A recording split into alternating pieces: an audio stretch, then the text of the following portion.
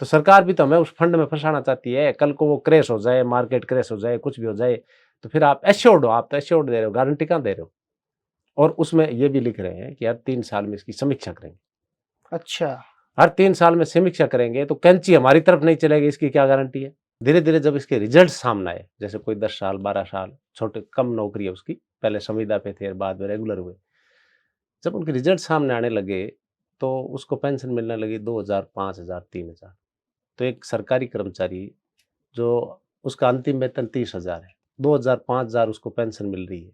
कोई भी सरकारी कर्मचारी, और ये जनश्रुति में है। हुँ, हुँ, हुँ। आम बोलचाल में कहा जाता है कि हुँ, भाई सरकारी कर्मचारी जो है हुँ, वो केवल बैठने के पैसे लेते हैं। और भारत में तो कहा ही जाता है कि जिसको कोई काम नहीं करना होता हुँ, वो गवर्नमेंट नौकरी लगता है, हुँ, हुँ, कि वहाँ कुछ करना नहीं पड़े। हुँ, और फिर काम कराओ तो काम करने के लिए रिश्वत देनी पड़ती है, हुँ। और उसके बाद जब ये रिटायर हो जाए तो उसके बाद इनको पेंशन पेंशन भी देनी चाहिए। पड़ेगी, पेंशन देनी पड़ेगी। और जो अप्रैल 22 से लागू हुआ, इसको यथावत रखा जाए। अगर इसके साथ आप छेड़छाड़ करेंगे, तो कर्मचारी से असंतुष्ट होगा तो सड़कों पे आएगा। सड़कों पे आएगा तो आंदोलन होगा, और कर्मचारी असंतुष्ट होगा तो सरकारी काम प्रभावित होते हैं। जब भी हमारी बात आती है, तो अर्थशास्त्री लेख लिखते हैं, टीवी में डिबेट होती है। लेकिन जैसे माननीय हमारे विधायक जी है, एमपी साहब है, बहुत सारे भारत में राजनेता है। जब इनको पेंशन मिलती है, 1 नहीं 2-2, 2 नहीं 3-3, मतलब इतना आनुपातिक रूप से उनकी पेंशन बढ़ जाती है, तब लेख क्यों नहीं छपता? बहुत से विषय या मुद्दे ऐसे होते हैं जिनके बारे में हम सामान्यतः कुछ नहीं जानते, और जानते भी हैं तो बहुत कम जानते हैं। लेकिन मानव मन की मूल प्रवृत्ति जानने की है, जिज्ञासा की है। तो जानने समझने की प्रक्रिया अनवरत रूप से चलती रहनी चाहिए। ऐसे मुद्दे जो हमारे जनजीवन को कभी प्रत्यक्ष तो कभी अप्रत्यक्ष रूप से प्रभावित करते हैं, उन्हीं में से एक बड़ा मुद्दा है पेंशन। एक कर्मचारी 60 वर्ष की आयु तक सरकार को सेवाएं देता है, और उसके रिटायरमेंट के बाद सरकारें उसकी सामाजिक आर्थिक सुरक्षा की जिम्मेदारी लेते हुए उसे पेंशन देती है। हाल ही में केंद्र सरकार द्वारा एक नई पेंशन योजना यूपीएस की घोषणा की गई। उससे पहले ओपीएस को हटाया गया, एनपीएस लागू किया गया था। आज जो हमारे मेहमान हैं, उनके नेतृत्व में पुरानी पेंशन बहाली के लिए राजस्थान इकाई ने खूब संघर्ष किया। परिणाम स्वरूप राजस्थान वो पहला राज्य बना जहां तत्कालीन मुख्यमंत्री अशोक गहलोत ने राज्य के कर्मचारियों के लिए पुरानी पेंशन यानी ओपीएस बहाली की घोषणा की। आज हमारे साथ चर्चा के लिए उपस्थित है पुरानी पेंशन बहाली के लिए चल रहे राष्ट्रीय आंदोलन एनएमओपीएस की राजस्थान इकाई के प्रदेशाध्यक्ष के आर सियाक। तो आप हमारे साथ बने रहे। नमस्कार, मैं Yogesh Rajasthani, talk with BMR में आपका स्वागत है।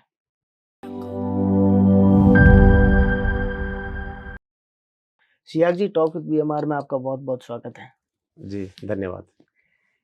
आप एक आंदोलन कर रहे हैं और लंबे समय से आप इस आंदोलन से जुड़े हुए हैं, एनएमओपीएस, जो पुरानी स्कीम जो पेंशन की थी उसके ऊपर जो ये आंदोलन लंबे समय से चल रहा है। तो मेरा सबसे पहला और सीधा सवाल तो यही रहेगा कि क्या है ये आंदोलन, और आप क्या चीज़ की माँग कर रहे हैं सरकार से कि इतने जो कर्मचारी हैं वो सड़कों पे आ गए आज एक इस पूरे मोमेंट के लिए। तो ये मोमेंट है क्या, और आप क्या चाहते हैं सरकार से? जी, धन्यवाद। सबसे पहले तो मैं टॉक विद बीएमआर के बारे में बताता हूँ कि ये आप जो चलाते हैं गंभीर संवाद, और पेंशन भी एक बड़ा इश्यू है। आपने यहाँ बुलाया और इस पे संवाद आप कर रहे हैं, तो गंभीर इश्यू पे इतना गंभीर संवाद, बहुत-बहुत आभार आपका, राजस्थान के तमाम कर्मचारियों की ओर से। ये हमारा एक आंदोलन 1 जनवरी 2004 के बाद लगने वाले कर्मचारियों के लिए एक नया पेंशन सिस्टम आया इस देश में 22 दिसंबर 2023 को नोटिफ़िकेशन के ज़रिए, अच्छा। जिसमें भारत सरकार ने कर्मचारियों के लिए एक नया pension system, NPS, new pension scheme, जो अंशदायी पेंशन स्कीम है, शेयर मार्केट आधारित है, जिसमें कंट्रीब्यूट करता है कर्मचारी भी अपना, और सरकार भी उतना ही कंट्रीब्यूट करती है। 20% राशि है वो एनएसडीएल के मार्फत, और उसके बाद फंड मैनेजर जो बैंक है, एलआईसी, एसबीआई, यूटीआई, और इसके बाद ये शेयर मार्केट में जाता है, कुछ इक्विटी में, कुछ बॉन्ड्स में। तो उसके बाद शुरू में जब 2004 में ये पेंशन स्कीम आई, कई लोगों ने बताया कि आपकी पेंशन ज़्यादा बढ़ेगी पुराने वालों से। शेयर अच्छा, मार्केट, हाँ, वो बड़ा फंड। 2004 के बाद जो लगे हैं उनकी। हाँ, ये बताया गया कि ये आपका फंड बड़ा बनेगा और पेंशन भी ज़्यादा बढ़ेगी। तो रिटायरमेंट होने से पहले तो पता नहीं चलता उसका। धीरे धीरे जब इसके रिजल्ट सामने आए, जैसे कोई 10 साल 12 साल छोटे कम नौकरी है उसकी, पहले संविदा पे थे और बाद में रेगुलर हुए, जब उनके रिजल्ट सामने आने लगे तो उसको पेंशन मिलने लगी 2000 5000 3000। तो एक सरकारी कर्मचारी जो उसका अंतिम वेतन 30,000 है, 2000 5000 उसको पेंशन मिल रही है। अंतिम वेतन मान लो पहले महीने उसको 70,000 रुपये मिल रहा है, अगले महीने उसको 5000 मिलेगा और वो कई तरह के प्रीमियम चुका रहा है। तो ये अपने आप में एक बहुत बड़ी स्थिति थी और उसका उससे मतलब आशंकित होकर के कि भाई सबके लिए ऐसा हो जाएगा। पहले शायद ये था कि जिसकी 70 लास्ट सैलरी है उसको 35 के आसपास पेंशन मिलती थी। हाँ, 70 जो सैलरी है जिसका तो उसकी बेसिक मतलब जस्ट हाफ 50% बेसिक का प्लस डियरनेस मतलब अच्छा, डीए, अच्छा, ये मिलाकर के उसको पेंशन दी जाती थी। और ये पेंशन का जो सिस्टम है ना, वो सरकारी जैसे सेवा नियम होते हैं उसी प्रकार पेंशन नियम होता है सरकार का। जैसे भारत में सीसीएस पेंशन रूल 1972 है, हमारे राजस्थान में पेंशन नियम 1996 है, उस नियम के तहत देती है। अच्छा। लेकिन ये फंड बना करके उस नियम से अलग एक मतलब ट्रस्ट बनाया गया और उसमें निवेश करके, तो इससे हम लोग क्या है कर्मचारी धीरे-धीरे आंदोलित हुआ और अगर मैं 1 मिनट आपको रोकूँ, इसका मतलब ये हो गया कि एक अलग से प्लेटफ़ॉर्म हो गया जहाँ सर कर्मचारी का भी पैसा डाला जाएगा और सरकार का भी पैसा डाला जाएगा। जी, जी। हाँ, ये अच्छा, अलग से फंड मतलब कोर्स बनाया जाएगा और उस फंड में से जो भी बनेगा शेयर मार्केट रिटर्न जो आएगा उसके हिसाब से आपको पेंशन मिलेगी। उसमें एक प्रावधान था कि आपके एट द रिटायरमेंट उस समय आपको कोई ऐसा बेसिक का 50% या डीए ऐसा कुछ नहीं।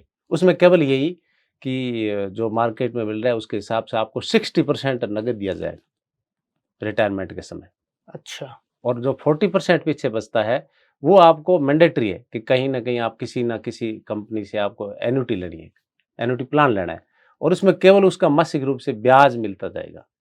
तो अपने आप में ये एक मतलब बहुत गलत स्कीम थी, इसको डिज़ाइन ही ऐसा किया गया और इसमें लगातार संशोधन भी होते रहे। मतलब लास्ट तक आज 2024 तक अभी तक चल रहा है इसमें। तो कुल मिला के ये प्लेटफ़ॉर्म ही गलत था, तो आंदोलित हम लोग हुए और उससे स्टेट यूनियन ने कई साउथ की स्टेट यूनियन उन सब लोग मिलकर कहा कि भई ये बड़ा मुद्दा है, पूरे देश का मुद्दा है, देश भर के कर्मचारियों का मुद्दा है। तो मिलकर के एक एनएमओपीएस नाम से national movement for old pension scheme बनाई। उत्तर प्रदेश से हमारा राष्ट्रीय अध्यक्ष विजय कुमार बंधु है और राजस्थान में इसकी ज़िम्मेदारी मेरे पास है। अच्छा। तो हमने बड़े आंदोलन पूरे देश में किए। धीरे-धीरे आंदोलन का प्रभाव बढ़ता गया और हमने राजस्थान में बड़े प्रदर्शन किए और उसके बाद आपको पता है कि राजस्थान में अप्रैल 2022 से उस समय की सरकार ने हमारे लिए पुराना पेंशन सिस्टम लागू कर दिया। अभी स्थिति क्या है सर? अभी वर्तमान में स्थिति ये है कि केंद्र की सरकार ने अभी एक कैबिनेट अप्रूवल किया, कैबिनेट में रख के प्रस्ताव, वो एनपीएस से अगला यूपीएस लेके आ रहे हैं, यूनिफाइड पेंशन स्कीम। अच्छा, अब एनपीएस को भी हटा के नहीं, यूपीएस। हटा नहीं रहे एनपीएस, अच्छा, एनपीएस जारी रहेगा। ठीक है। लेकिन एक विकल्प दिए है उनको कि भी आप एनपीएस को स्विच करके और यूपीएस यूपीएस में की जा तरफ जा सकते हैं। सकता है। अब यूपीएस में क्या है, वो कंट्रीब्यूशन बढ़ा रहे हैं। उसमें वो कह रहे हैं कि भई 10 आप दो, हम 18.5 दें अच्छा, और फिर वो फंड बनेगा, उसमें से कुछ प्रावधान कर दिए कि भई आपको बेसिक का 50% जो पुरानी में मिल रहा है, प्लस डीए और आपको 10% कंट्रीब्यूट करना पड़ेगा और वो आपको दे देंगे। और मिनिमम मिनिमम अगर 10 साल सर्विस है आपकी तो 10,000 रुपए मिनिमम पेंशन। तो ये बनाया। अब हम आशंकित इसलिए राजस्थान के कर्मचारी अभी भी हम आंदोलित हैं कि केंद्र ने जो ये लाया है, केंद्र का जो केंद्रीय कैबिनेट का है, तो कहीं हमारे यहाँ नहीं आ जाए और इसका कारण है कि हम राजस्थान की विधानसभा में बार-बार सरकार से सवाल पूछे गए एमएलएज़ के द्वारा कि भई क्या आप पुरानी पेंशन यथावत रखना चाहेंगे या इसमें कोई सुधार या कोई और योजना? उनकी तरफ से कोई जवाब नहीं आ रहा, ऑफ़िशियल स्टेटमेंट नहीं आ रहा। तो कर्मचारी कहीं न कहीं ऐसा लगता है उनको कि ये पेंशन हमारी वापस अभी जाएगी। भी शायद सीएम साहब से ये प्रश्न पूछा गया था। हाँ, पूछा गया, बार-बार पूछा जा रहा है, मंत्रियों से पूछा जा रहा है, लेकिन उनका कोई स्पष्ट क्लियर जवाब नहीं आ रहा। और ये अगर मान लो आशंकित होगा तो आंदोलित होगा। अभी अच्छा, कर्मचारी हाँ, इसलिए हमारा ये मूवमेंट सब चल रहा है। कर्मचारी सरकारी जो है वो राजनेता के सामने जाने से या आंदोलन में जाने से बड़ा घबराता है। हुँ, उसके पीछे बहुत सारे कारण हैं, आप सब भी जानते हैं और भी लोग जानते हैं, उसकी बहुत सी समस्याएँ उठानी पड़ सकती है कर्मचारी को। तो हुँ। आपके साथ कितने कर्मचारी जुड़े हैं अभी फिलहाल? लगभग राजस्थान के लगभग हर कर्मचारी हमारे साथ जुड़े हुए हैं और आंदोलन में आते हैं। ऐसा नहीं है, ऐसा इसलिए नहीं है कि कर्मचारी का अपना मुद्दा है और पेंशन बहुत बड़ा मुद्दा है। तो उसके लिए नौकरी जितना ही, क्योंकि सेवा हम तो ये कहते हैं कि वेतन से भी ज़रूरी पेंशन है। क्योंकि ये वेतन आपकी नौकरी तो धीरे-धीरे चलती रहेगी, लेकिन जब आप रिटायर होंगे और 60 साल के बाद आपका शरीर भी मतलब उतना इसी तरह से काम नहीं देगा, उस समय आपको पेंशन की बहुत ज़रूरत होगी और बुढ़ापे में सामाजिक और आर्थिक सुरक्षा बहुत ज़रूरी है। ये प्राचीन काल से भी चला आ रहा है। जैसे राजा-महाराजाओं के समय जो कारिंदे थे उनकी भी किसी न किसी रूप में राजा-महाराजा ज़िम्मेदारी लेते थे उनकी। अंग्रेज़ों ने भी अपने कारिंदों को, अपने सरकारी मुलाज़िमों को पेंशन दी। अच्छा। उसके बाद अपने मान लो वर्तमान लोकतांत्रिक सिस्टम में जहाँ लोकतांत्रिक सरकारें हैं और वो कहते हैं वेलफेयर स्टेट की जहाँ बात आती है, तो अपना सरकारें पल्ला कैसे झाड़ सकती है? भई बुढ़ापे में अपने कर्मचारी से पल्ला कैसे झाड़ सकती है? हमारा सबसे बड़ा बात यही है कि कर्मचारी जब रिटायरमेंट हो जाए और उसके बाद आप पेंशन दे रहे हो, तो आप एक अलग से ट्रस्ट बना के क्यों दे रहे हो? आप अपने नियम सेवा नियम है जैसे 1972 का सेवा नियम उसमें दे दो। वो हमसे क्यों माँग रहे हैं पैसा? पेंशन देने के लिए वापस हमसे क्यों माँग रहे हैं?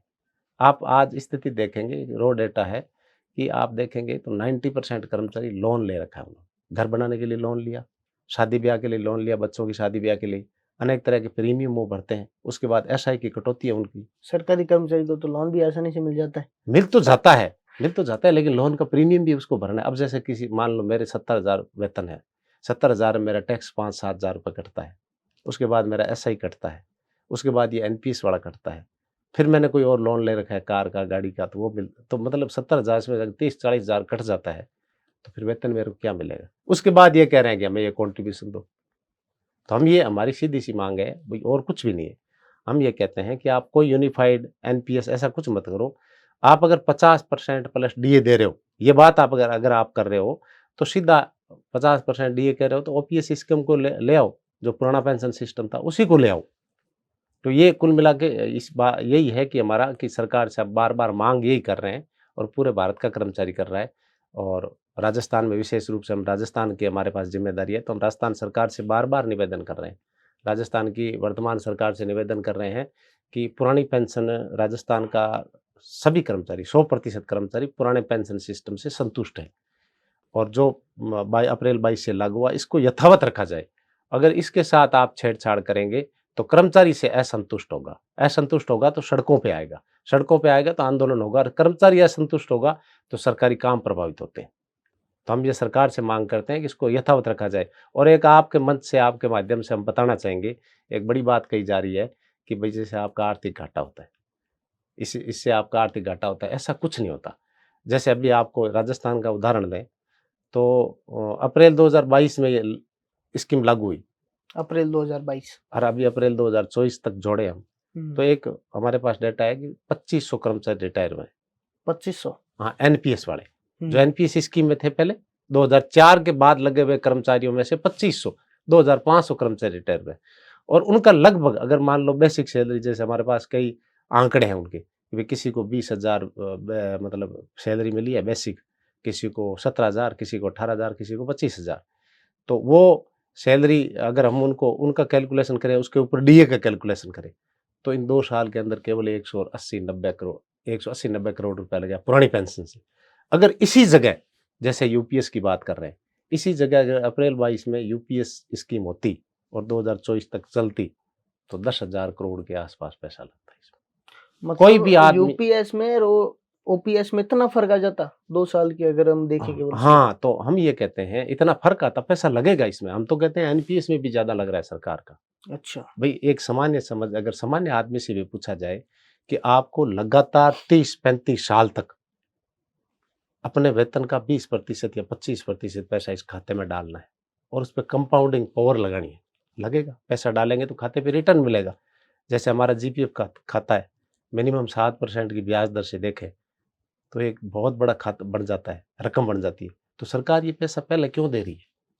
अभी जैसे 2500 लोगों का बेसिक प्लस डीए से जोड़े तो 180 करोड़ है और उधर आप यूपीएस लाएँगे तो 18.5% सरकार को देना पड़ेगा, राजस्थान की सरकार को, 10% हम देंगे। कर्मचारी। हाँ, तो कुल मिला के 28.5% हो गया। चलो हमारा छोड़ दो, हमारा 10% छोड़ दो। सरकार को तो अलग से देना पड़ेगा 18.5%। स्कीम ऐसी है आपको देना पड़ेगा और वो कितने लोगों का देना पड़ेगा? राजस्थान में एनपीएस वाले 6 2004 के बाद वाले 6 लाख कर्मचारी है, तो टोटल 6 लाख का देना पड़ेगा हर महीने। तो टोटल 6 लाख का 18.5% से देना पड़ेगा, तो वो फंड बहुत बड़ा हज़ारों करोड़ में हो जाता है और लगातार देना पड़ेगा। अभी यहाँ पेंशन किनको देनी है? जो रिटायर हो रहे हैं। हुँ। जिनको रिटायर होंगे उन्हीं को पेंशन देंगे ना। तो अभी 2500 हुए हैं और इसका एक बड़ा कारण है, हम ऐसा नहीं है कि ऐसे ही कह रहे हैं आवाम बात है। अभी 2500 हुए हैं, अगले साल और होंगे तो 2500 भी इसमें जुड़ेंगे। वो तो उस लगातार जुड़ते जुड़ते जाएँगे। जाएँगे, जुड़ते हाँ। जाएँगे। तो हमने ये भी निकाल के देखा, तो 2030-32 तक वो यूपीएससी स्कीम मतलब बहुत ज़्यादा कई गुना ज़्यादा इसमें पैसा लगेगा और उसमें ज़्यादा पैसा लगेगा। 2030-32 के बाद हम ये मानते हैं कि 2005 या 7 में लगे कर्मचारी, जहाँ बड़ी भर्तियाँ हुई थी 20-25 हज़ार की, तो वो कर्मचारी जब रिटायर होंगे, तो उस समय मान लो खेप में आएँगे, जैसे 8-10 हज़ार साल के हो जाएँ, लेकिन इतना होता नहीं है। अभी तक राजस्थान में यही है कि 5-7 हज़ार साल के रिटायर होते हैं, 8-10 हज़ार हो गए मान लो, फिर भी यूपीएस में ज़्यादा खर्चा है। क्यों? क्योंकि इनकी भी सैलरी बढ़ेगी।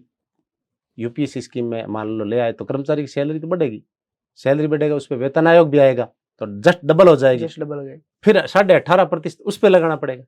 डबल ओईवी पे। हाँ, डबल हो तो मतलब अगर इंक्रीज होगा तो दोनों तरफ होगा, इसमें भी होगा और इसमें भी होगा। कुल मिला के हम ये कहना चाहते हैं कि बड़ी बात ये है कि एक ऐसी स्कीम जिसमें मतलब 3 दशक तक, लगभग 3 दशक तक, आम कर्मचारी का यही माने 3 दशक नौकरी करता है, कोई 32-35 साल कर लेता है। 3 दशक तक उसकी बेसिक सैलरी का 28.5% साइड में रखा जाए और शेयर मार्केट में लगा जाए और उसके बाद उसको केवल 15 साल पेंशन देनी, उसके बजाय केवल 15 साल उसको पेंशन देनी। इतना बड़ी रकम एक साइड में 30 साल तक सरकार लगा रही है। दूसरी तरफ क्या है, आपकी अंतिम बेसिक सैलरी है चाहे 1 लाख हो, तो उसका 50% आपको 50% प्लस डी आपको केवल 15 साल देनी है।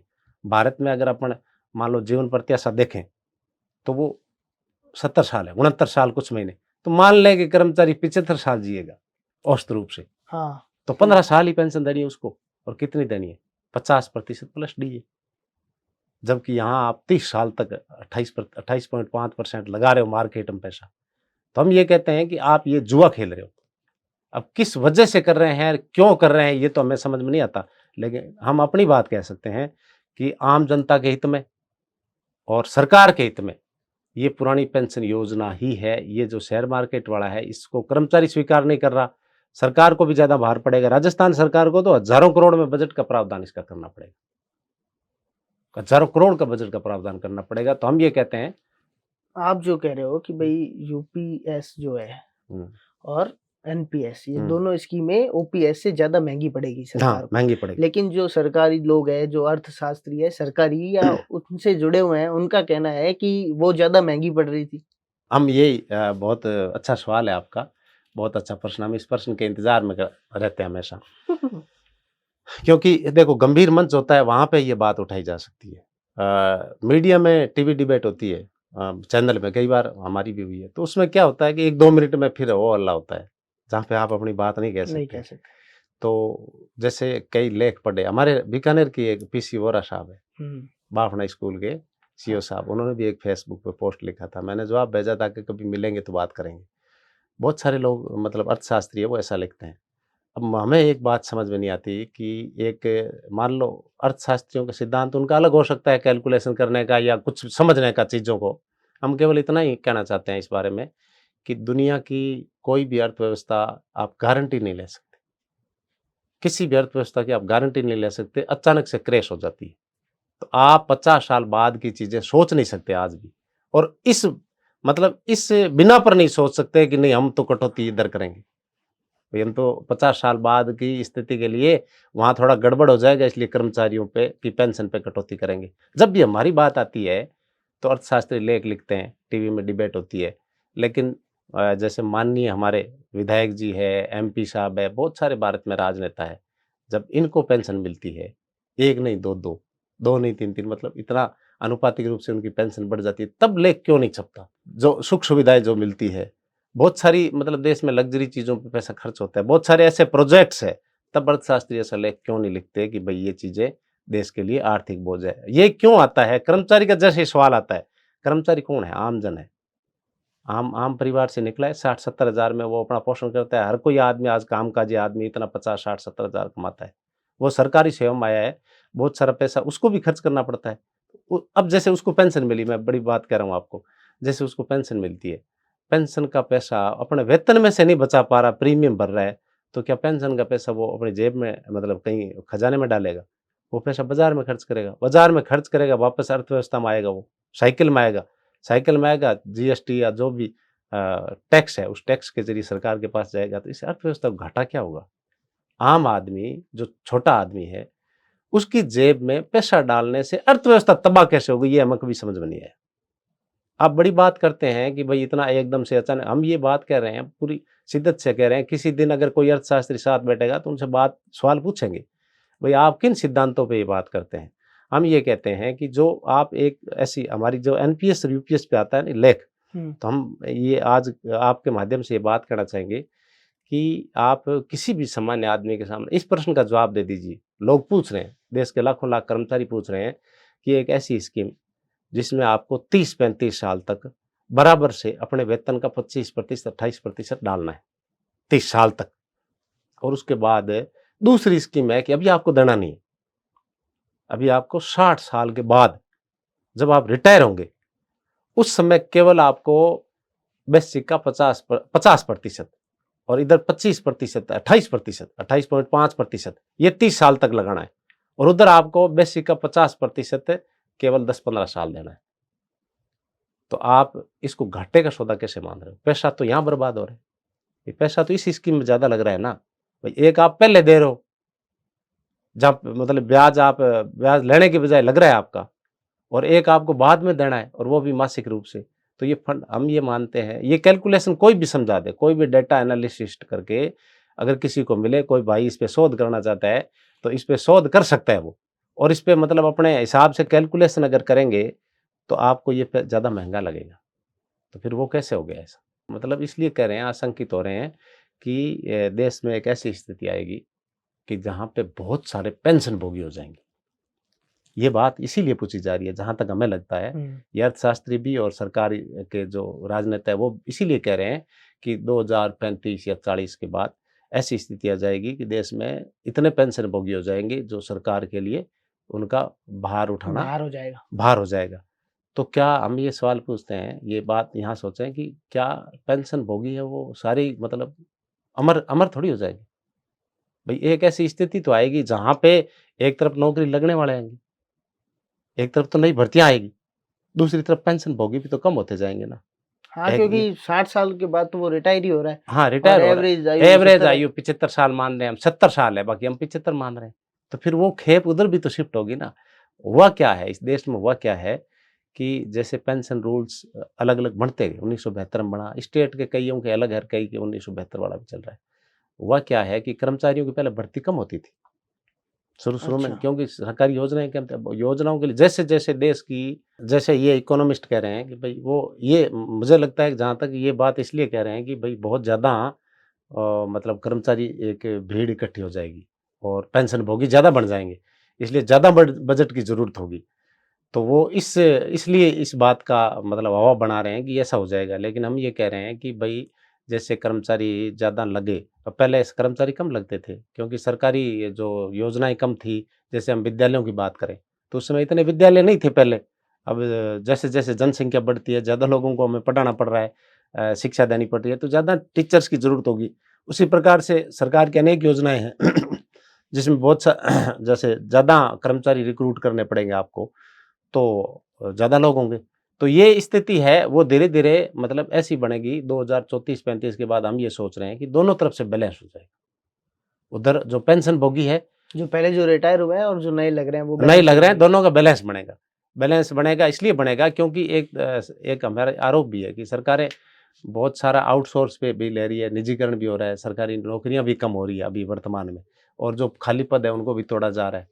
तो ये बढ़ेगा कैसे? ये तो कम होगा। तो आगे स्थिति ऐसी बनेगी कि आपका ये बैलेंस हो जाएगा, और पुरानी पेंशन है वो धारा में चलने वाली योजना है। हुँ। जैसे कई दशकों से चल रही है, इस धारा में चलने वाली योजना है, इससे कोई घाटा नहीं होगा। अभी जैसे हमने देखा, एक अखबार में मैंने देखा था, बजट जैसे भारत सरकार का पेश हुआ, तो उसमें अलग-अलग फ़ील्ड में कितना-कितना पैसा लग रहा है। उससे पहले जस्ट मैं 2 दिन पहले मैंने किसी लेखक का एक मतलब आर्टिकल पढ़ा था, अर्थशास्त्री थे। उनका ये था कि पेंशनर और ज़्यादातर बजट है वो पेंशन और वेतन में चला जाता है।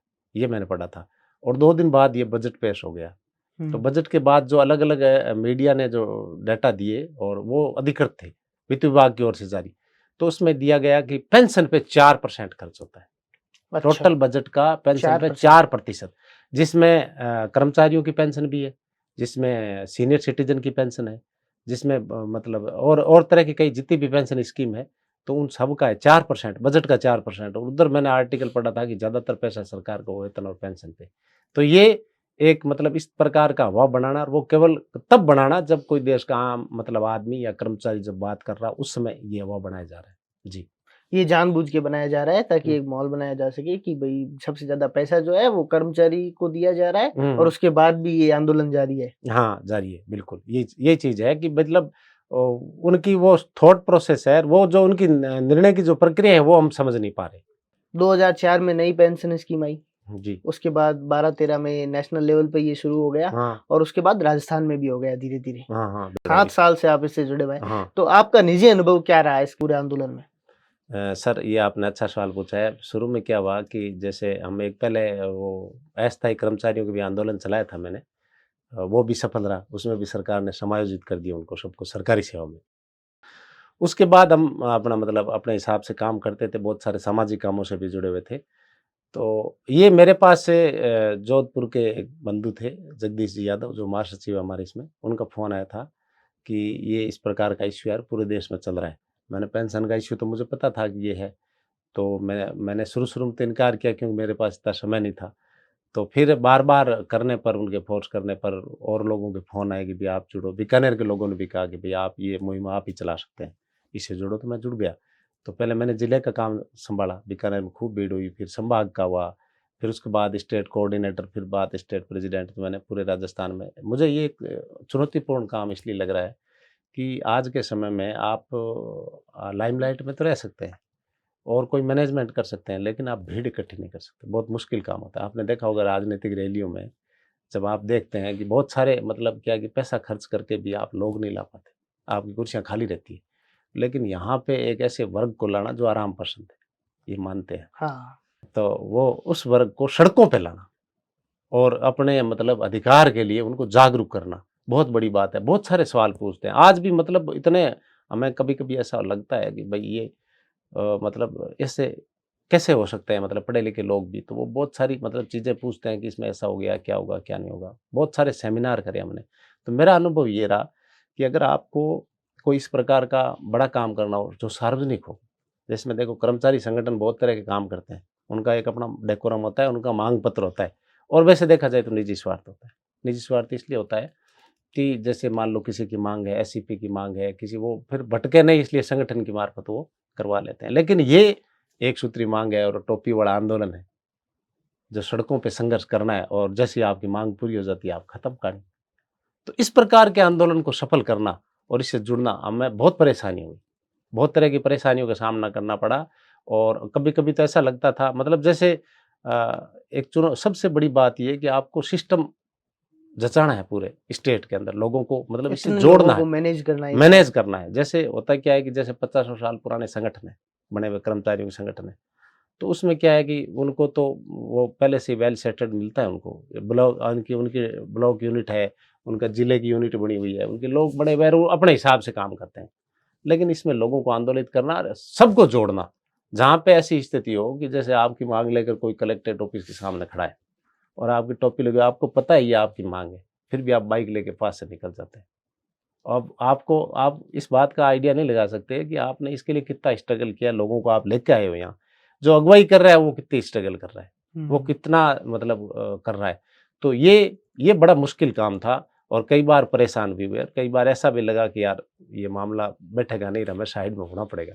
लेकिन फिर कभी मतलब लोगों का हौसला भी मिलता था और कई हमारे राष्ट्रीय अध्यक्ष विजय कुमार जी बंधु हैं, वो कई बार मोटिवेट करते थे। तो बहुत मुश्किल हुआ था इसका ये मतलब ये सफ़र, लेकिन फिर अंततः सुखद परिणाम देखने को मिला। एक बड़ी बात ये है सर कि जब भी कोई सार्वजनिक इस प्रकार का बड़ा काम हाथ में लिया है, तो हमें ज़रूर उसमें सफलता हाथ लगी है। तो ये भी हमारा दूसरी बड़ी सफलता थी, जो पूरे राजस्थान की सफलता थी। आज राजस्थान के लगभग 6 लाख कर्मचारी किसी न किसी रूप में हमें दुआएं जरूर दे रहे हैं। अब एक बात यहाँ एक और आती है, कई लोग ये कहते हैं कि भाई ये सरकार ने दे दिया, उस सरकार को खुश हुई, तो सरकार को देने में क्या सपना आया था? 2004 में जैसे पेंशन आई, पहले भी दे देते। पहले ही दे देते, हाँ। इसका मुद्दा बनाया गया, और मुद्दा ऐसे नहीं बनता, केवल सड़क से नहीं बनता। मुद्दा बनता है आप लोगों को, मतलब आम जन में जब चर्चा हो कि भाई ये कर्मचारियों की ये समस्या है, लोग गांव गुआड़ में बैठ के अथाई करें, चर्चा करें कि ये क्या था, अखबार में क्या आया था या सोशल मीडिया में क्या चल रहा है, तो हमने इसको घर घर तक पहुंचाया, हर कर्मचारी तक पहुंचाया। जैसे काली पट्टी अभियान, सारे कर्मचारी अपने मतलब कार्यालय में काली पट्टी कट्टी बांध कर बैठेंगे। फिर हमने स्टिकर वाला, जैसे सभी कर्मचारी अपने जो वाहन है, चाहे दुपहिया हो चाहे 4 पहिया, उस वाहन के आगे स्टिकर लगाएंगे। सारे कर्मचारी अपने घर पे स्टिकर लगाएंगे। कर्मचारी जब बारात में जाते हैं, कई जगह ताज्जुब होगा आपको, टोपियां लगा कर जाते थे। बड़ा परिवर्तन था। इस प्रकार का परिवर्तन करना हमें कई बार रोमांचकारी भी लगा। ये रोमांचकारी इसलिए लगा कि लोगों में एक ऐसा, मतलब बाहर से लोगों को दिखता नहीं। होता क्या है सर, जैसे मान लो आपका अलग हो सकता है सिस्टम, जैसे कई अलग उनका काम हो सकता है, लेकिन उनको उसकी कहानी का पता नहीं होता। और इसीलिए आपके बीएमआर को मैं बार बार धन्यवाद देना चाहूँगा कि आप इसी प्रकार के लोगों को बुलाते हैं और उनके मुद्दे समझने की कोशिश करते हैं अलग अलग फील्ड के, और ऐसी शख्सियत लाते हैं सामने कि उनके स्ट्रगल को आप मतलब पब्लिक के सामने रखते हैं कि भाई ये छोटी बात नहीं होती। मतलब बड़े पब्लिक जो सार्वजनिक काम करना होता है तो उसके लिए बहुत सारे सेक्रीफाइस भी करने पड़ते हैं। जी। मैं एक बात और, आपने जो कही कि आम जनता तक पहुंचाना है, या सर पहले आपका मुद्दा था सरकार का ध्यान एकत्रित करना, क्योंकि लोग कहते हैं कि ऐसे ही कर देते हैं जैसा आपने कहा। तो मैंने देखा कि नेशनल रिपोर्टर है रवीश कुमार जी, उन्होंने बीकानेर के धरने को अपने फेसबुक पे पोस्ट किया था। हाँ, आप ठीक कह रहे हैं। बीकानेर अपने बड़ा एजिटेशन था हमारा, कैंडल मार्च भी था और 22 दिसंबर वाला भी। अब ये बात आप जो कह रहे हो, जहाँ तक मैं याद कर पा रहा हूँ, 22 दिसंबर 2021 की बात है। बहुत बड़ा प्रदर्शन था। शायद बीकानेर के जिला मुख्यालय पे इतना बड़ा प्रदर्शन पहले कभी नहीं हुआ। कलेक्टर साहब को जब ज्ञापन देने गए तो उन्होंने फुटेज देख करके कहा कि ये सारे कर्मचारी हैं। मैंने कहा सर बिल्कुल ये सारे कर्मचारी हैं। तो वो उनको भी ताज्जुब हुआ। तो ये हमारी जो कहानी है वो हमारे यहाँ के ही एक मित्र है, शिक्षक मित्र, जो निःशुल्क कोचिंग चलाते हैं, अखाराम जी। अच्छा। तो उन्होंने, उनके वो रवीश जी से संपर्क है, तो उन्होंने उनको व्हाट्सएप कांटेक्ट करके ये हमारी फुटेज भेजी, तो उन्होंने लगाया। वैसे रवीश जी इस आंदोलन को बहुत लंबे समय से रिपोर्ट कर रहे हैं। अच्छा। तो ये हमारा रवीश जी से संपर्क का माध्यम अखाराम जी गोदारा वो थे, उन्होंने भेजा था इसको, और ये हमारा हाईलाइट हुआ। उसके बाद उन्होंने अपनी फेसबुक पे वगैरह पे सब पे लगाया था आप लोगों को, हाँ, सब वो स्टोरी लिख के ऊपर। हाँ, बिल्कुल, बिल्कुल। वो सब लोगों ने किया ना। भाई देखो, एक जिले का या एक स्टेट का मुद्दा एक इतना बड़ा पत्रकार जब हाईलाइट करता है, उसको करता है, तो ये बड़ी बात होती है। तो ये बहुत सारे मीडिया में पहले भी आता आया है, लेकिन ये रवीश जी लगाने से हमें अच्छा संबलन मिला उससे। और उसके बाद लगातार, उसके बाद जैसे आप बात कर रहे हो 22 दिसंबर 2021 की, तो उसके बाद हमारा एक कैंडल मार्च था 1 जनवरी को, बड़े विशाल हमारे कैंडल मार्च निकलते थे, 1.5 2-2 किलोमीटर लंबी लाइन लगती थी टीचर्स, अच्छा। मतलब कर्मचारियों की। तो ये बड़े, इतने बड़े कैंडल मार्च होते थे। तो इससे एक बूम आ गया था, ये एक पीक पॉइंट था, अंडर करंट था, सरकार को सब पता था। और उसके बाद क्या हुआ, विधानसभा में बहुत सारे प्रश्न पूछे जाने लगे और ये सरकार को पता, देश भर में एक माहौल बन गया, और माहौल बनना ही बड़ी बात होती है। हम ये मानते हैं कि कोई भी काम हो, कोई भी आप अगर इस प्रकार की लड़ाई जो सार्वजनिक हो, जो सबके भले के लिए हो, इस प्रकार करते हैं, तो उसमें जुनून बहुत जरूरी है। जब तक जुनून पैदा नहीं होता, कोई भी योजना सफल नहीं होती आपका, और इसमें जुनूनी प्रयास बहुत जरूरी है। तो हमने ये जुनूनी प्रयास किए और अंततः हमें सफलता मिली। उसके लिए बहुत-बहुत बधाई आपको। धन्यवाद, हम आपके धन्यवाद। निजी अनुभव की बात कर रहे थे, तो एक बात और आती है कि आप इस आंदोलन को लेकर बहुत से नेताओं से वगैरह से भी मिले। जी, तो मैंने देखा आपकी अशोक गहलोत साहब से भी बड़ी लंबी बातचीत हुई, जी। तो उनका क्या रिएक्शन रहता था? ये हमने एक लगाया था कि वो एक कार्यक्रम था हमारा कि पहले तो सभी हम एमएलए के पास गए ज्ञापन लेकर, भाई उनको हमारी भी सुनो श्रीमान जी, इस नाम से हमने कोई एक कैंपेनिंग चलाई थी। तो एमएलए और एमपी सबके पास हम गए थे। तो शुरू-शुरू में उनको पहले शुरू में उनको थोड़ा हिचकिचाहट हुआ इस बात पर। फिर वो सारे, चाहे पक्ष के विपक्ष को, सब ये मानते थे, भई वो चाहे ऑफ द रिकॉर्ड कहें, जो भी हो, लेकिन वो सब ये मानते थे कि आपकी माँग बहुत जायज़ है, हम सरकार तक ज़रूर पहुँचाएँगे। अच्छा। तो हम मुख्यमंत्री जी से भी मिले थे और उनको भी ज्ञापन दिया, और वहाँ पे जितने भी अधिकारी हैं, सब लोगों को ये पॉजिटिव सब थे। लेकिन वो उनकी मजबूरियाँ थी कि वो सार्वजनिक रूप से, जैसे एक मैं बात शेयर करना चाहूँगा। जैसे हमारे उस समय के पीसीसी चीफ डोटा असरा साहब, उनको नहीं लगता था कि ये पेंशन ऐसे बाहर हो जाएगी। 2-3 अच्छा, मंचों पर कहा भी था कि ये ज्ञापन एक बार दिया था हमने, तो उन्होंने कहा था कि भई ये क्या लेके आए हो आप? मतलब ये पहले ये हो गया मतलब अमेंडमेंट हो गया, भारत में लागू हो गया पूरे में, या पॉलिसी मैच्योर हो गई, 20-20 साल हो गए। अब ऐसा थोड़ी हो सकता है ऐसा, लेकिन हो गया ही। कुछ लोगों को आश्चर्य हुआ कि भई अचानक से ऐसा कैसा हो सकता है? उनका कहना ये था कि अब तो इतना टाइम हो गया, हाँ, अब तो इतना कोई टाइम हो मतलब गया, नहीं है। ये हो नहीं सकता, लेकिन हाँ, हो जाता है कई बार ऐसा। और हो क्यों जाता है? क्योंकि आप जब अगर मान लो ईमानदारी से प्रयास करते हैं और आपका मुद्दा सही हो, मुद्दा सही होना चाहिए, गलत मुद्दा होने पे फिर वो उसमें बैठता नहीं है। लेकिन हमें 100% शुरू करने से पहले हमने सोचा कि क्या ये मुद्दा सही है और क्या ये संभव है? तो हमारी आत्मा ने कहा बिल्कुल कि हाँ, ये संभव है और 100% हल होगा। इसलिए हम इसको लेके आगे चले। ये इसलिए संभव हो सका। राजनेताओं का कई बार कोई नेगेटिव कमेंट्स भी आते थे, लेकिन हम उसको नहीं, लगभग 90% राजनेता, पॉलिटिशियन जिससे भी मिलते थे, वो इस बारे में पॉजिटिव ही रहते थे। हाल ही में केंद्र सरकार ने यूपीएस लागू कर दिया। पहले ओपीएस था, फिर राजस्थान की अगर हम बात करें तो एनपीएस आया हुँ, और अब आ गया ओपीएफ। यूपीएस। हाँ जी। तो मूल फ़र्क क्या है इन तीनों में? क्योंकि आप पहले एनपीएस आया तो ओपीएस की माँग कर रहे थे, हुँ, फिर यूपीएस आ गया तब भी आप ओपीएस की माँग कर रहे हो। जी। तो मूल क्या फ़ायदा है इसमें और फ़र्क क्या है तीनों में? ये जो तीनों स्कीम है, एनपीएस, यूपीएस, ओपीएस, मैं इसको पैरेलल नहीं रखना चाहूँ। यूपी ओपीएस को आप अलग रखिए और यूपीएस और एनपीएस को अलग रखिए। अच्छा, हम ये मानते हैं, ओपीएस तो जो पहले का था वो तो अलग हाँ, हो वो गया उसको अलग और रखो, एनपीएस और और यूपीएस यूपीएस को एक इसमें तरफ कोई लेना तीसरा चाह रहे हैं। नाम और भी जुड़ सकता है, जीपीएस भी है। अच्छा, हाँ, इसमें और भी स्कीमें हो सकती है। ये जो ओपीएस वाला है, ये तो हम अगर सच्चाई से पूछो, ईमानदारी से पूछो, तो हम मन से ये मानते हैं कि ओपीएस वाला स्कीम है, ये सरकारी स्कीम है।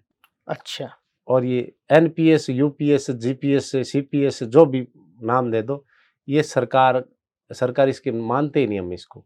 ये साइड से अलग से कॉर्प्स फंड बना करके और इस प्रकार की स्कीम है। हम ये ओपीएस, और अब इसका मूल कारण क्या है?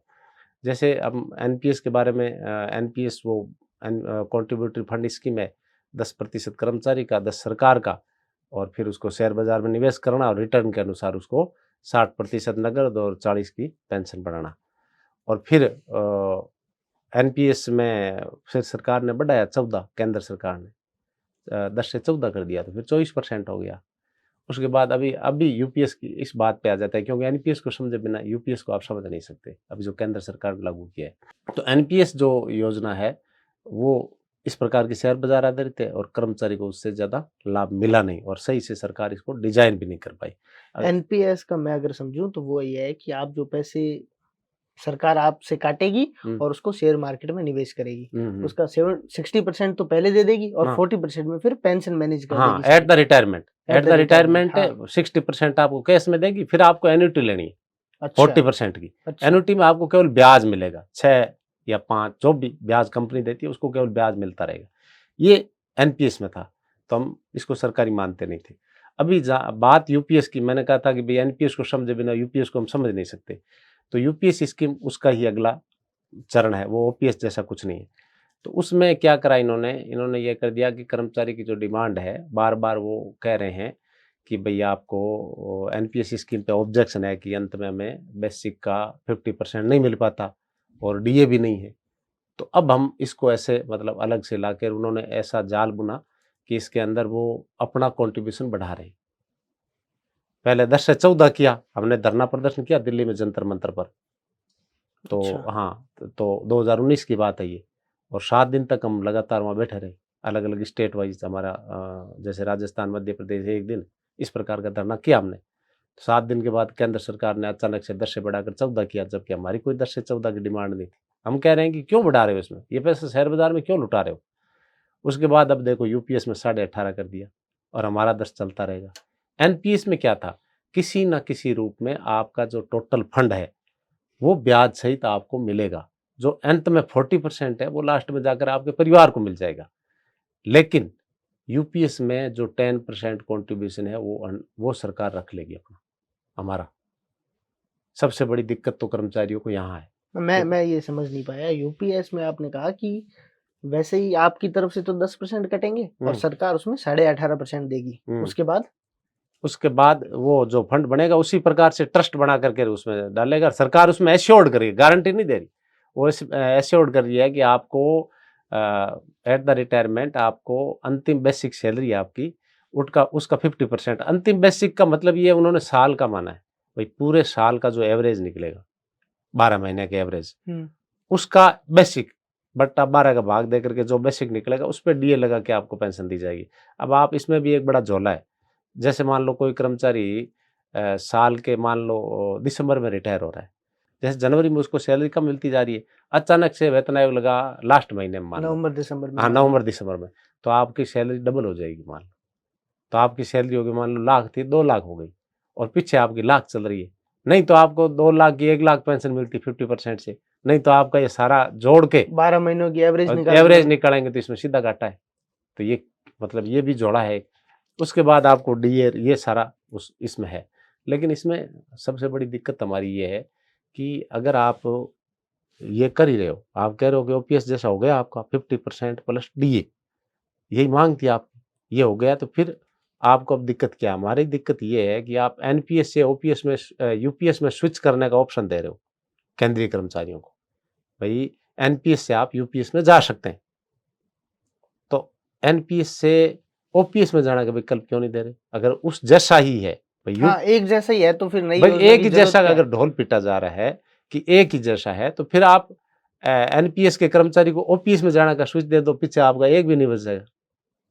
क्यों नहीं बचेगा? क्योंकि कर्मचारी सिक्योरिटी चाहता है और सिक्योरिटी आप दे नहीं रहे। बार-बार आप ट्रस्ट बना के ये एश्योर्ड मान लो, एश्योर्ड का क्या मतलब है? कंपनी वाले आते हैं, कई सारी चीज़ें बताते हैं अपने को कि भाई ये होगा आपका, और हम आश्वासन देते हैं कि लास्ट में आपका ये हो जाएगा। बाद में होता कुछ और है। जैसे हमारे राजस्थान में बहुत सारे बोर्ड निगम हैं। तो बोर्ड निगम में क्या है, कर्मचारियों को बहुत सारी परेशानी सामने कर, उनका सीपीएफ फंड अलग बना रखा है पेंशन वाला। उनका सीपीएफ फंड से अलग चलता है, और उनको वेतन का भी कई बार समस्या होती है क्योंकि उनको अलग से बना रखा है। फिर क्या करती है सरकार, मान लो गारंटी लेती है कि बाद में सब्सिडाइज करती भी है सरकार उसको, कम पड़ता है तो अब मान लो आपने फंड बना दिया उसका अलग से, सरकार ने पार्टी बन के उसमें ट्रस्टी बन गई सरकार की, 18.5% हमारा है, 10% आपका है, 28.5% दोनों ने मिलकर बना लिया वो। हम ये कह रहे हैं कि आप सीधा सीधा हमारा 10% ले रहे हो ना, तो सीधा ही कह दो ना कि आपका 10% लेंगे, अगर सीसी रूल्स में चेंज कर दो, उस रूल में नियम में सरकारी नियम में लिख दो कि आपको पुरानी पेंशन दे होगी, 10% लेने की एवज में कर रहे हो ना आप। सीधी बात, आपका मतलब कान इधर से पकड़ के उधर पकड़ना, ये ठीक नहीं है। हम ये सीधा कह रहे हैं, इसका मतलब मनसा में खोट है। आप सीधा कह दो कि आपको पेंशन लेने के लिए अपने वेतन का 10% कटवाना होगा और इस खजाने में जमा करा दो। ये कहते क्यों नहीं आप ये जाल, जैसे मैं आपसे 10,000 रुपए मांगने आया और मैंने आपको ये कहा कि आप 10,000 दो, मैं आपको 20,000 देता हूँ वापस इतने टाइम बाद। आपकी कहानी तो वहाँ बस ठीक है, बात हो गई। फिर मैं आपको उसी समय मैं कॉपी पेन लेके आपके पास बैठ जाऊं कि हम ये करेंगे, इस भी ये 10,000 यहाँ डालेंगे और इस प्रकार से ये होगा और ये हो जाएगा और ये हो जाएगा, तो फिर आप पूछोगे भाई 10 आपने बोला था कि 10,000 का मैं 20,000 दे दूंगा, बस कहानी खत्म। मेरे को क्यों समझा रहे हो कहाँ डालोगे और कहाँ नहीं डालोगे? भाई मेरे को इस चीज से क्या लेना देना? आपने बोला कि 10 का 20 दूंगा, तो बस मेरे को 20 बात दे खत्म देना। हो गई, बस बात 20 दे मेरे को इसमें, इसका मतलब आप मेरे को शामिल कर रहे हो इस जोखिम में। इसका मतलब सीधा सा मतलब ये नहीं कि मैं आपको उसमें फंसाना चाहता हूं। तो सरकार भी तो हमें उस फंड में फंसाना चाहती है, कल को वो क्रैश हो जाए, मार्केट क्रैश हो जाए, कुछ भी हो जाए, तो फिर आप एश्योर्ड हो, आप तो एश्योर्ड दे रहे हो, गारंटी कहां दे रहे हो? और उसमें ये भी लिख रहे हैं कि हर 3 साल में इसकी समीक्षा करेंगे। अच्छा। हर 3 साल में समीक्षा करेंगे तो कैंची हमारी तरफ नहीं चलेगी, इसकी क्या गारंटी है? या आप समीक्षा इसलिए कह रहे हैं कि हम सुधार कर देंगे, कोई कमी रह गई है, तो सुधार के बजाय नुकसान नहीं कर दोगे, इसकी क्या गारंटी? आप कह दोगे फंड कम पड़ गया, इसलिए इस साल इन लोगों की कटौती की जाएगी। कटौती की जाएगी। तो ये तीनों स्कीम में हम ये मान रहे हैं, मोटे तौर पर ये है कि आप ये मतलब आपके माध्यम से बताना चाहेंगे कि सीधी बात है कि पुरानी पेंशन स्कीम सरकारी सेवा नियमानुसार मिलने वाली पेंशन स्कीम है, इसमें निश्चितता है। जैसे कर्मचारी को वेतन मिलता है सेवा नियम के हिसाब से मिलता है, पेंशन मिलती है जो पेंशन नियम बने हुए हैं उनके हिसाब से मिलता है। वो वहां एक लाइन भी नहीं डालना चाहते, वो अलग से बना कर ये फलाना इस तारीख के बाद लगे हुए कर्मचारियों पे ये स्कीम लागू होगी। तो फंड पोषित योजना जो जोखिमपूर्ण है, उस योजना में कर्मचारी विश्वास नहीं करता, और इसीलिए भारत का कर्मचारी आंदोलित है। मेन बात ये हो गई कि जो ओल्ड पेंशन थी उसमें गवर्नमेंट की तरफ से फिक्स था, गारंटी थी कि ये मिलेगा ही मिलेगा, जी। और अब जो आ रही है उसमें संभावित है सारा कुछ मामला, हाँ, संभावित कोई है जी। फिक्स नहीं है। हाँ, फिक्स नहीं है। बस इसी वजह से कर्मचारी आशंकित है और कुछ लोग स्वागत कर रहे हैं इसका। हम ये सवाल पूछ रहे हैं कि स्वागत कर कौन रहा है? वो लोग कर रहे हैं जो रिटायर हो गए। अच्छा। अब इस स्कीम को जैसे देखो, माननीय प्रधानमंत्री जी जो मिलने गया डेलीगेशन, जो एक बना रखी है कमेटी कोई, तो उसमें जितने भी डेलीगेट्स थे उसमें से सारे 10 साल, 15 साल, 20 साल पहले रिटायर हुए लोग थे। पेंशन पीड़ित उसमें एक भी नहीं था। जिसको पेंशन चाहिए उसका पक्ष नहीं सुना गया। उसको ना बैठक में बुलाया गया, ना कोई बात। तो उन्होंने एक अलग से फॉर्मेट बना रखा है, हालाँकि आपका चलो बना रखा है, एक संवाद का तरीका होता है सरकार का, बना रखा है, लेकिन आप उसमें कम से कम पेंशन जो जिसको पीड़ा है, जो आंदोलित है, उस पक्ष को तो सुनते आप। एक पक्ष को सुन के और निर्णय ले लिया गया। हाँ, निर्णय ले लिया। ये गलत था। जी। कोई भी सरकारी कर्मचारी, और ये जनश्रुति में है, हुँ। आम बोलचाल में कहा जाता है कि भाई सरकारी कर्मचारी जो है हुँ। वो केवल बैठने के पैसे लेते हैं, और भारत में तो कहा ही जाता है कि जिसको कोई काम नहीं करना होता वो गवर्नमेंट नौकरी लगता है, हुँ। कि वहां कुछ करना नहीं पड़े, हुँ। और फिर काम कराओ तो काम करने के लिए रिश्वत देनी पड़ती है, हुँ। और उसके बाद जब ये रिटायर हो जाए तो उसके बाद इनको पेंशन भी देनी चाहिए। पड़ेगी, पेंशन देनी पड़ेगी। जी, अच्छा सवाल है आपका। ये है, ये पब्लिक परसेप्शन है और आमजन का इस बारे में है। तो मैं ये कह रहा हूँ, इस बारे में हमारी ये है कि भई ये बहुत कम है। ये ऐसे देखो, ये आप कर्मचारी है, जो ये वर्ग है, ये भी समाज से निकला हुआ वर्ग है। समाज से आता है, आसमान से नहीं टपका।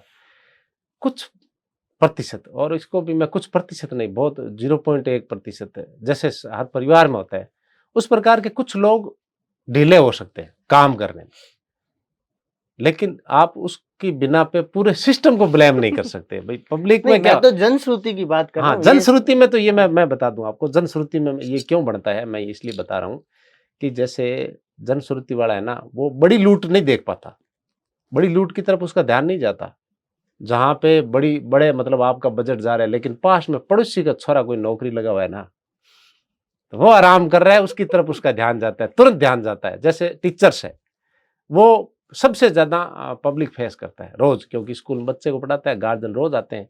गाँव में बैठा है, अपने गाँव में, तो उन सबके पास बैठा है, तो वो हमेशा फेस करता है पब्लिक को। तो उनको पास में बैठे हुए लोग को क्या होता है कि वो का पास में बैठे हुए अथाई कर लेते हैं, वैसे ही आता है। लेकिन वो है ना, जो बहुत सारी चीज़ें हैं, जैसे कर्मचारी क्या है, वेतनभोगी है। वेतनभोगी आदमी का मतलब ये है कि वो कोई मतलब काम करने के बदले किसी, वो श्रमिक वर्ग मानते हैं हम उसको। श्रमिक वर्ग इसलिए है कि कोई काम करके शारीरिक श्रम करके पैसा लेता है, कोई मानसिक श्रम करके पैसा लेता है।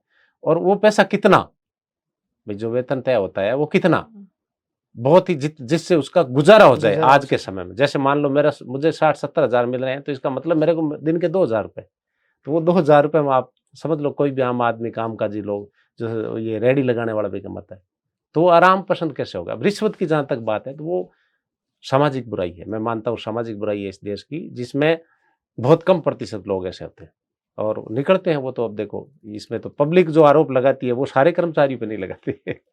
जी।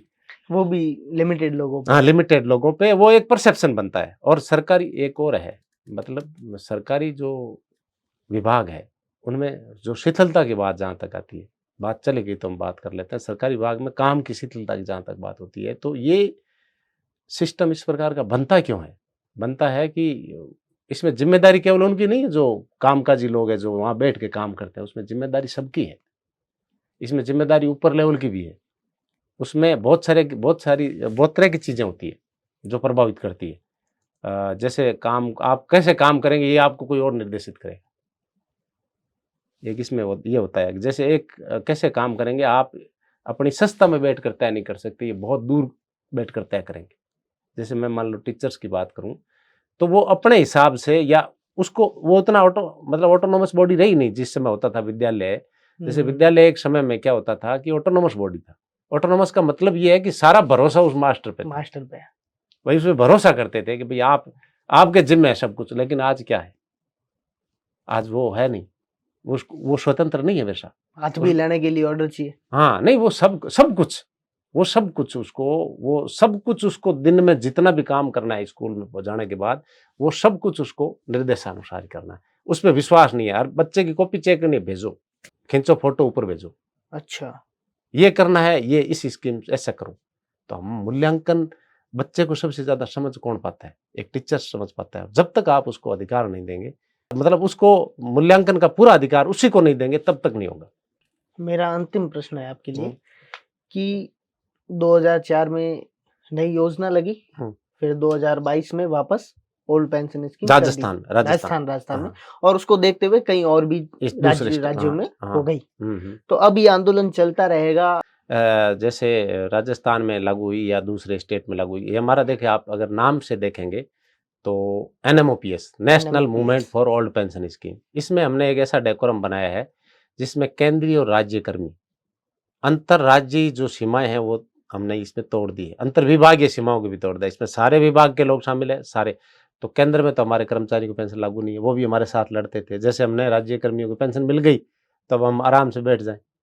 उनके लिए भी तो लड़ना है ना। वो जैसे धरना प्रदर्शन में वो हमारे साथ आते हैं, और अब जैसे ये हो जाए कि हम साथ मिलके लड़ेंगे, लेकिन जैसे हमें मिलेगी हम बैठ जाएंगे, ऐसी स्थिति हम राजस्थान में नहीं बनना देना चाहते।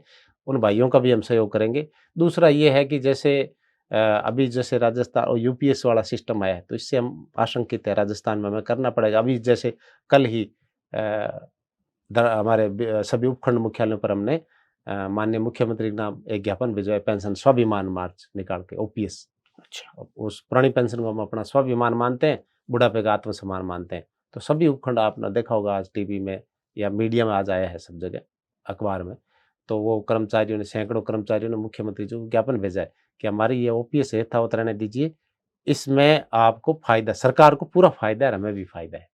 तो वो जोखिमपूर्ण योजना यूपीएस नहीं लेके आ जाए। ये महँगा घोड़ा है, इसको पोषण देने में सरकार का बहुत खजाना लगेगा। तो ये हमें, और दूसरे स्टेट में हो ही रहा है, अलग जिनके यहाँ नहीं है, यहाँ तो ये आंदोलन राष्ट्रीय आंदोलन है। ये बैनर जब तक नीचे नहीं होगा, जब तक देश से इस प्रकार की स्कीम्स से मुक्त ना हो जाए और पुरानी पेंशन पूरे देश में बहाल नहीं हो जाए। हमारा एक सूत्री मांग पत्र है, पुरानी पेंशन पूरी तरह इस देश में हो और एनपीएस जैसी बीमारियाँ जाए यहाँ से। जब तक पूरे देश में एनपीएस और यूपीएस नहीं हट जाता और ओपीएस लागू नहीं होता, तब तक ये धरना ऐसे ही चलता रहेगा। ये हमारा प्रदर्शन, ये बैनर जो एनएमओपीएस का national movement for old pension scheme, ये तब तक चलता रहेगा। राजस्थान में अगर हमारी सरकार पुरानी पेंशन को यथावत रखती है और इसके साथ कोई छेड़ता, तो बहुत बहुत अभिनंदन करेंगे हम सरकार का भी। और जो भी मान लो, जैसे नेशनल टीम को हमारा सपोर्ट एनएमओपीएस की, जहां भी हमें सपोर्ट की जरूरत होगी हम उनके साथ खड़े रहेंगे। राजस्थान सरकार अगर हमारी यथावत रखती है तो बहुत बहुत अभिनंदन, फिर हमारा धरना प्रदर्शन का तो कोई मतलब ही नहीं। लेकिन हमारा एनएमओपीएस का है, नेशनल लेवल पे है, तो हम उनका सपोर्ट के लिए जहां भी जरूरत पड़ेगी उनके साथ जाएंगे। मुझे पूरी उम्मीद है इस बातचीत से जो लोगों की भ्रांतियाँ थी पेंशन को लेकर, ओपीएस, एनपीएस और यूपीएस को लेकर, वो सारी दूर होगी। आप हमारे यहाँ पधारे, बहुत-बहुत आभार आपका। टॉक विद बीमार का भी बहुत बहुत आभार। और ये आपके माध्यम से बात बहुत लोगों तक पहुंचेगी, न केवल राजस्थान बल्कि देश भर में पहुंचेगी। आपका बहुत बहुत आभार, आपने इस गंभीर संवाद के मंच पे हमें आमंत्रित किया। उम्मीद करते हैं आप इस प्रकार के संवाद लगातार जारी रखें। धन्यवाद। धन्यवाद।